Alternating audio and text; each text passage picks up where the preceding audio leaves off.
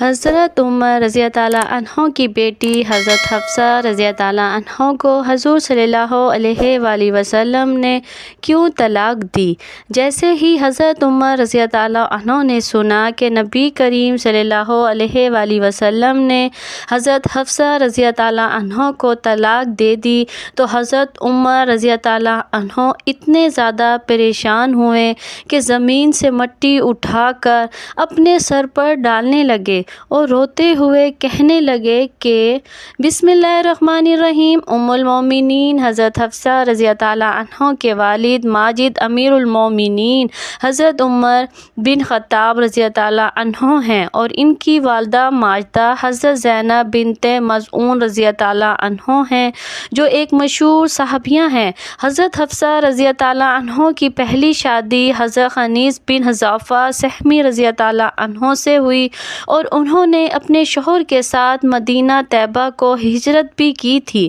لیکن ان کے شوہر جنگ بدر یعنی جنگ احد میں زخمی ہو کر وفات پا گئے اور یہ بیوہ ہو گئی۔ پھر رسول اللہ صلی اللہ علیہ وآلہ وسلم نے 3 ہجری میں ان سے نکاح فرمایا اور یہ ام المومنین کی حیثیت سے کاشانہ نبوی کی سکونت سے مشرف ہو گئی۔ یہ بہت ہی شاندار، بلند ہمت اور سخاوت شعار خاتون ہیں۔ حق گوئی، حاضر جوابی اور فہم اور فراست میں اپنے والد بزرگوار کا مزاج پایا تھا۔ اکثر روزہ دار رہا کرتی تھی اور تلاوت قرآن مجید اور دوسری قسم کی عبادتوں میں مصروف رہا کرتی تھی۔ ان کے مزاج میں کچھ سختی تھی، اس لیے حضرت امیر المومنین عمر بن خطاب رضی اللہ عنہ ہر وقت اس فکر میں رہتے تھے کہ کہیں ان کی کسی سختی کلامی سے حضور اقدس صلی اللہ علیہ وآلہ وسلم کی دل آزاری نہ ہو جائے۔ چنانچہ آپ رضی اللہ عنہ نے بار بار ان سے فرمایا کرتے تھے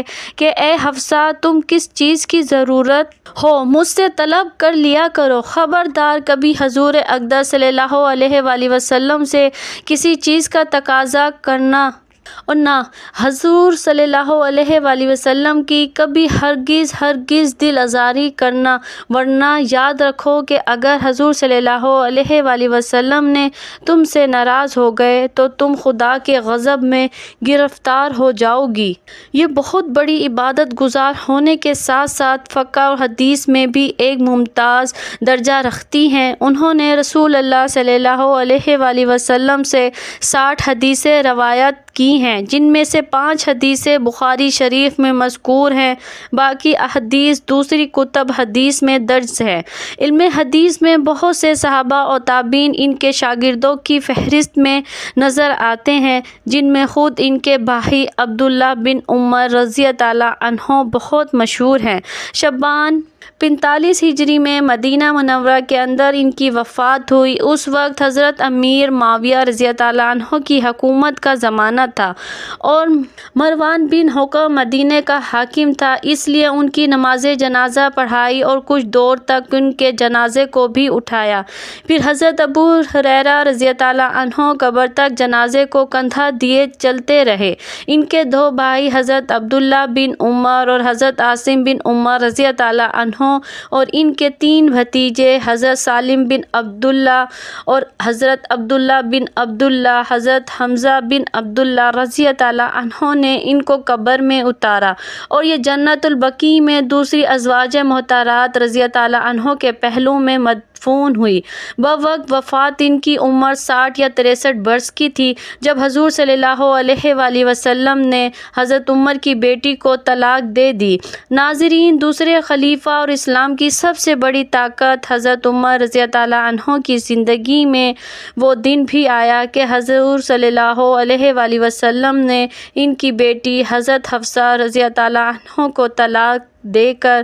گھر بھیج دیا۔ جب حضور صلی اللہ علیہ وآلہ وسلم نے حضرت حفصہ رضی اللہ عنہ کو طلاق دی تو ان کا رو رو کر برا حال ہو گیا، اور اس دن حضرت عمر رضی اللہ عنہ نے اپنے سر پر مٹی ڈالتے ہوئے کہا، اب عمر اور اس کی بیٹی حفصہ رضی اللہ عنہ کی کوئی حیثیت نہیں۔ ناظرین، حضرت عمر رضی اللہ عنہ وہ ہستی ہیں جن سے اللہ نے اسلام کی بہت سی خدمتیں لی۔ حضرت عمر رضی اللہ عنہ نے حضور صلی اللہ علیہ وآلہ وسلم کے بعد 10 سال تک حکومت کی اور پھر ایسا نظام قائم کر کے دکھایا کہ دنیا حیران رہ گئی۔ لیکن اس مضبوط ترین انسان کی زندگی میں بھی ایک وہ دن آیا کہ جب ان کی بیٹی حضرت حفصہ رضی اللہ عنہ کو طلاق ہوئی۔ آپ رضی اللہ عنہ ٹوٹ کر رہ گئے، کیونکہ طواف دینے والا کوئی عام انسان نہیں بلکہ ساری کائنات کے رسول حضور صلی اللہ علیہ وآلہ وسلم تھے۔ بخاری شریف میں اس واقعے کو بہت تفصیل سے بیان کیا گیا ہے۔ حضرت عمر رضی اللہ عنہ خود ہی فرماتے ہیں کہ یہ ان دنوں کی بات ہے کہ جب میں نے مدینہ کے باہر اوالی میں رہتا تھا، میرے سبھی گھر والے وہیں آباد تھے۔ حضور صلی اللہ علیہ وآلہ وسلم کا گھر ہمارے گھر سے کافی دور تھا اور میں گھر کا بڑا ذمہ دار تھا، اس لیے مجھے اپنے گھر والوں کے لیے کچھ کھانے پینے کا بھی انتظام کرنا ہوتا تھا۔ تو میں نے اپنے ایک مدینہ ہی کے دوست سے کہا کہ چلو ہم دونوں آپس میں باری لگا لیتے ہیں۔ وہ اس طرح کہ ایک دن تم حضور صلی اللہ علیہ وآلہ وسلم کی مجلس میں جانا، جو بھی حدیث و قرآن کی آیت نازل ہو تو شام کو وہ مجھے بتا دینا، اور میں اس دن جا کر اپنے گھر والوں کے لیے کچھ پیسے کما دوں گا۔ اگلے دن تم کام کاج پر جانا اور میں حضور صلی اللہ علیہ وآلہ وسلم کی مجلس میں حاضر ہو کر جو حدیث و قرآن کی آیات نازل ہوگی وہ شام کو میں تمہیں بتا دوں گا۔ حضرت عمر رضی اللہ عنہ فرماتے ہیں کہ ہم دونوں کی اسی طرح باری چلتی رہی۔ ایک دن کی بات ہے کہ اچانک رات کے وقت میرا وہ ساتھی میرے گھر کے دروازے پر آ کر دروازہ کھٹکھٹانے لگا۔ وہ اتنی زور زور سے دروازہ کھٹکھٹا رہا تھا کہ میں ڈر گیا کہ آخر کیا معاملہ پیش آ گیا ہے۔ تو میں نے گھبرا کر پوچھا کہ کیا یہودیوں نے مدینے پر حملہ بول دیا ہے؟ تو اس نے جواب دیا کہ نہیں، اس سے بھی بڑا معاملہ پیش آ گیا۔ تو میں نے کہا کہ پھر بتاؤ کہ کیا ہوا؟ تو اس نے کہا کہ اے عمر، حضور صلی اللہ علیہ وآلہ وسلم نے اپنی تمام بیویوں کو طلاق دے دی۔ ناظرین، جیسا کہ آپ کو پتہ ہے کہ حضرت ابو بکر اور عمر رضی اللہ عنہ دونوں حضرات حضور صلی اللہ علیہ وسلم کے سسر تھے، اور ان دونوں کی بیٹیاں حضور صلی اللہ علیہ وسلم کی بیویاں تھیں۔ حضرت ابو بکر صدیق رضی اللہ عنہ کی بیٹی کا نام حضرت عائشہ رضی اللہ عنہ تھا، جو کہ حضور صلی اللہ علیہ وآلہ وسلم کی سب سے زیادہ چہیتی بیوی تھی، اور حضرت عمر رضی اللہ عنہ کی بیٹی کا نام حضرت حفصہ رضی اللہ عنہ تھا، جو کہ بہت زیادہ عبادت گزار بندی تھی کہ اللہ نے بھی ان کی تعریف فرمائی۔ جیسے ہی حضرت عمر رضی اللہ عنہ کے ساتھی نے آ کر انہیں بتایا کہ حضور صلی اللہ علیہ وآلہ وسلم نے اپنی تمام بیویوں کو طلاق دے دی ہے، تو حضرت عمر رضی اللہ عنہ بہت زیادہ گھبرا گئے اور جلدی سے رات ہی میں مدینے کی طرف دوڑے۔ سب سے پہلے حضرت عمر رضی اللہ عنہ اپنی بیٹی حضرت حفصہ رضی اللہ عنہ کے گھر میں گئے۔ وہ اکیلی بیٹھی رو رہی تھی۔ حضرت عمر رضی اللہ عنہ نے انہیں دیکھتے ہی کہا کہ اے حفصہ، کیا حضور صلی اللہ علیہ وآلہ وسلم نے تمہیں طلاق دے دی؟ تو حضرت حفصہ رضی اللہ عنہ نے جواب دیا کہ مجھے نہیں معلوم، بس حضور صلی اللہ علیہ وآلہ وسلم ہم سبھی سے ناراض ہو کر اوپر کمرے میں چلے گئے ہیں اور کسی سے بات نہیں کر رہے۔ یہ سن کر حضرت عمر رضی اللہ عنہ نے اپنی بیٹی حضرت حفصہ رضی اللہ عنہ سے زور سے جھٹکا دیا اور غصے میں کہنے لگے، کیا میں نے تم سے پہلے بھی منع نہیں کیا تھا کہ حضور صلی اللہ علیہ وآلہ وسلم کا کسی بھی چیز میں جواب نہ دینا؟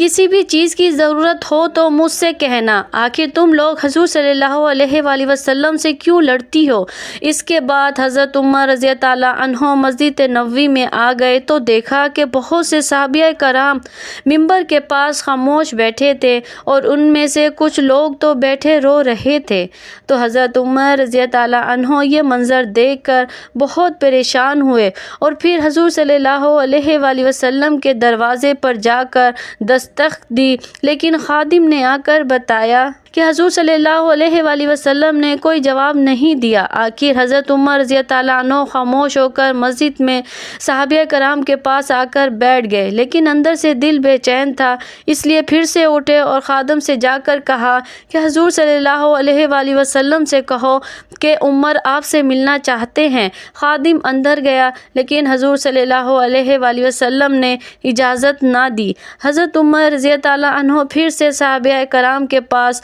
آ کر بیٹھ گئے، لیکن دل میں ایک بے چینی تھی، اس لیے پریشان ہو کر پھر سے اٹھے اور خادم سے کہا کہ حضور صلی اللہ علیہ وآلہ وسلم سے کہیے کہ عمر آپ سے ملنے کی اجازت چاہتے ہیں۔ تو خادم نے واپسی آ کر جواب دیا کہ حضور صلی اللہ علیہ وآلہ وسلم نے آپ کو اجازت نہیں دی ہے۔ جب تیسری بار بھی منع ہو گیا تو حضرت عمر رضی اللہ عنہ مایوس ہو کر مسجد سے باہر جانے لگے، تو اتنی دیر میں خادم نے پیچھے سے آ کر آواز دی کہ اے عمر، حضور صلی اللہ علیہ وآلہ وسلم تمہیں حجرے میں بلا رہے ہیں۔ تو یہ سن کر حضرت عمر رضی اللہ عنہ بہت خوش ہوئے اور جلدی سے حضور صلی اللہ علیہ وآلہ وسلم کے پاس حجرے میں پہنچے۔ تو حضرت عمر رضی اللہ عنہ فرماتے ہیں کہ حجرے میں جاتے ہی میں نے حضور صلی اللہ علیہ وآلہ وسلم کی سادگی کا یہ عالم دیکھا کہ آپ صلی اللہ علیہ وآلہ وسلم زمین پر کھجور کے پرانی چٹائی بچھا کر لیٹے ہوئے تھے۔ کمرے کے ایک کونے میں پانی کا گھڑا رکھا تھا۔ حضرت عمر رضی اللہ عنہ نے جاتے ہی محسوس کیا کہ حضور صلی اللہ علیہ وآلہ وسلم بہت خاموش اور پریشان ہیں، تو سوچا کہ کچھ مذاق کی بات کر کے پہلے حضور صلی اللہ علیہ وسلم کا دل خوش کر دیا جائے۔ تو حضرت عمر رضی اللہ عنہ نے کہا، اے اللہ کے رسول صلی اللہ علیہ وآلہ وسلم، میں اپنی بیٹی حفصہ کے گھر گیا تو میں نے اسے ایسے ایسے پکڑ کر گھسیٹا۔ اس وقت حضرت عمر رضی اللہ عنہ نے یہ بات ایسے انداز میں بیان کی کہ حضور صلی اللہ علیہ وآلہ وسلم کو ہنسی آ گئی۔ حضور صلی اللہ علیہ وآلہ وسلم کو مسکراتا دیکھ کر حضرت عمر رضی اللہ عنہ نے پوچھا کہ اللہ کے رسول صلی اللہ علیہ وآلہ وسلم، کیا آپ نے اپنی بیویوں کو طلاق دے دی ہے؟ تو حضور صلی اللہ علیہ وآلہ وسلم نے جواب دیا کہ نہیں اے عمر، میں نے طلاق نہیں دی۔ حضرت عمر رضی اللہ عنہ فرماتے ہیں کہ یہ سنتے ہی میرے دل کو بہت سکون ملا اور باہر آ کر میں نے سبھی کو اس بات کی خبر دی تو صحابہ کرام کی جان میں جان آئی۔ اسی طرح حدیث کی کتابوں میں حضرت حفصہ رضی اللہ عنہ کے طلاق کے بارے میں ایک اور بات ملتی ہے کہ ایک بار حضور صلی اللہ علیہ وآلہ وسلم نے حقیقت میں انہیں طلاق دے دی، لیکن وہ طلاق رجعی تھی، مطلب صرف ایک ہی طلاق دی، کیونکہ ناظرین شوہر کو 3 طلاق دینے کا اختیار ہوتا ہے، اس لیے اگر وہ 3 طلاق کی جگہ صرف ایک ہی طلاق دے دے تو وہ جب چاہے اپنی بیوی کو چھو کر اسے اپنے نکاح میں واپسی لا سکتا ہے۔ تو حضور صلی اللہ علیہ وآلہ وسلم نے حضرت حفصہ رضی اللہ عنہ کو طلاق رجعی دے دی۔ اب جس وقت حضرت حفصہ رضی اللہ عنہ کو طلاق ہوئی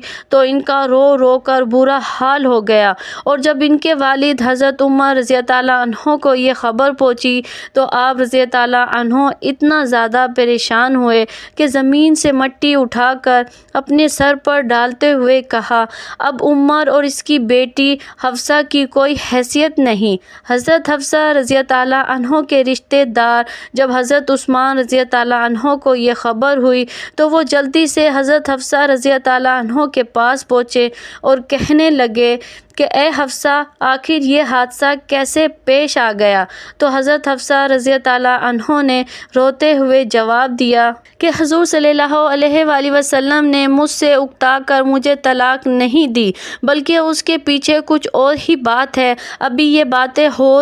ہی رہی تھی کہ اچانک وہاں حضور صلی اللہ علیہ وآلہ وسلم آ گئے، اور پھر آپ صلی اللہ علیہ وآلہ وسلم نے اسی وقت حضرت حفصہ سے رجوع کر کے انہیں اپنی بیوی بنا لیا۔ اس حدیث میں تفصیل سے آتا ہے کہ حضرت جبرائیل علیہ السلام نے آ کر حضور صلی اللہ علیہ وآلہ وسلم سے کہا کہ اے اللہ کے رسول، آپ حفصہ کو طلاق دے کر نہ چھوڑیں، کیونکہ وہ بہت ہی نمازی اور روزہ رکھنے والی عورت ہے۔ اس لیے حضور صلی اللہ علیہ وآلہ وسلم نے اسی وقت اللہ کے حکم پر حضرت حفصہ رضی اللہ عنہ سے رجوع کر کے انہیں اپنی بیوی بنا لیا۔ اللہ پاک ہمیں بہتر عمل کرنے کی توفیق عطا فرمائے اور ہمیں نیکوکاروں میں شامل کرے، آمین۔